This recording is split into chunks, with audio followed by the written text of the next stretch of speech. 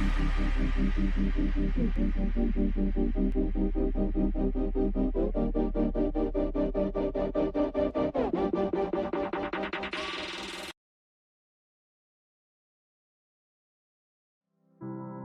guys, welcome back to Dunamis Nation Devotion, and today we have Junlin. After ages, PJ disappeared somewhere, right? So how's everything, Junlin? It's going good. Although every day it's a different thing. Some days are super busy, some days I'm more relaxed. But somehow, with God around, everything just seems to be going good, right. Yeah. That's really good. Even for myself, it's like I feel really blessed because work has never stopped. It has like nothing really much changed. Only you're just stuck in one place. Yep. But the work is still work. Correct. So I really thank God for that as well. And like His eyes is just watching every day, even though in small things that we don't see. Amen. So coming back to devotion, what are we covering today in devotion? Today we'll be continuing with the series Journey Through the Gospels. We'll be reading from Mark chapter 3 from verse 7 Okay. up to verse 19. And this is the record of. The 12 apostles, The 12 how they were apostles. chosen by Jesus. So this record is also in Luke Chapter 6 from verse 12 to 19. and also Matthew, right? Yes. So if you are streaming online, do go and dig up your Bible and read through all the records, Matthew, Mark, Luke, John, so that you can have a whole picture on the story or the record of the 12 apostles. So That's right. on to you, Jun. From Mark chapter 3 verse 7. But Jesus withdrew with his disciples to the sea, and a great multitude from Galilee followed him, and from Judea. Verse 8. And Jerusalem and Idumea and beyond the Jordan, and those from Tyre and Sidon, a great multitude, when they heard how many things he was doing, came to him. Verse 9. So he told his disciples that a small boat should be kept ready for him because of the multitude, lest they should crush him. Verse 10. For he healed many, so that as many as had afflictions pressed about him to touch him. Verse 11. And the unclean spirits, whenever they saw him, fell down before him and cried out, saying, You are the Son of God. Verse 12. But he sternly warned them that they should not make him known. Verse 13. And he went up on the mountain and called to him those he himself wanted, and they came to him. Verse 14. Then he appointed 12 that they might be with him, and that he might send them out to preach. Verse 15. And to have power to heal sicknesses and to cast out demons. 16. Simon, to whom he gave the name Peter. Verse 17. James the son of Zebedee, and John the brother of James, to whom he gave the name Boanerges, that is son of thunder. Verse 18. Andrew, Philip, Bartholomew, Matthew, Thomas, James the son of Alphaeus, Thaddeus, Simon the Canaanite. Verse 19. And Judas Iscariot, who also betrayed him, and they went into a house. Out of this all, what really spoke to me and what really caught my eye was, verse 13 and verse 14. Verse 13. And he went up on the mountain and called to him those he himself wanted, and they came to him. So when Jesus chose them and they came to him, they responded to his call. This is in Mark. You're reading from Mark, right? 13? Yes. It's okay.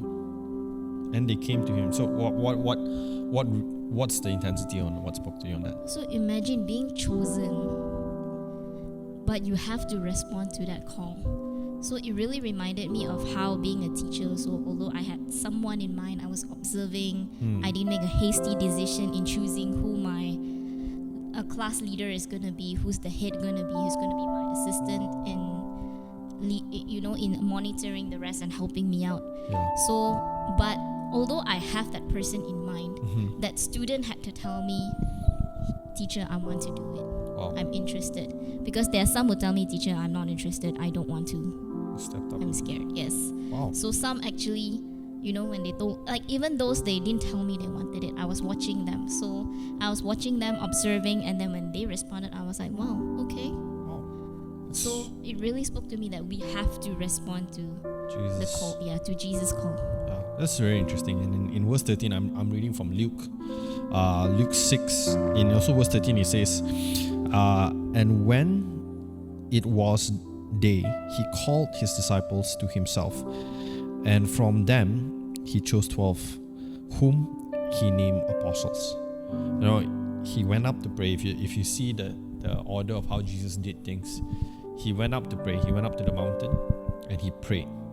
Then he came and he called out to his disciples, and then he changed their names. He not changed their name, he gave them new names.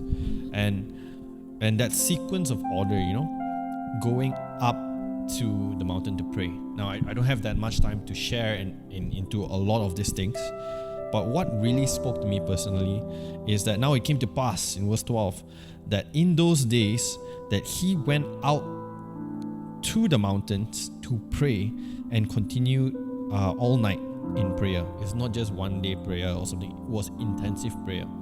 And there was something about going up to the mountain, and it also reminded me in Genesis, if you look into Genesis chapter 35, about the story of Bethel and where Jacob returned to Bethel, and in verse 35 of Genesis it says, verse 1, then God said to Jacob, arise and go to Bethel and dwell there and make an altar to the Lord who appeared to you when you fled from the face of Esau your brother. Arise and go up to Bethel. Something about high places. Now, I'm not going to be like, we must go to a high place to pray and anything about it. But there's something about high places in the Old Testament, which is Genesis, when Jacob went up to Bethel. And there's something in the New Testament that you see when Jesus went up to the mountain to pray. They both laid altars. One laid a physical altar and one was praying, which was his prayer altar. And it just reminded me of the time where back in the day, when before COVID was all around, I was backpacking through Vietnam. I went from Ho Chi Minh to Mui Ne and Mui Ne to Nha Trang. So in Nha Trang, I was biking up and I was visiting touristy sites. And I visited one of the temples. Though it's very Buddhist in nature, the temples, when you walk in, it was very Hindu in culture. It was like mixed up into one. But what I noticed, the temples were big, like huge, tall, but the temples were all placed on high places. So when you go up to the temple, you can view the whole city of Nha Trang. You can see the whole city, and upon the city you can see other mountains where there are other temples, other mountains there are other temples. Same in Indonesia, they would put temples upon high places, upon really, really high places.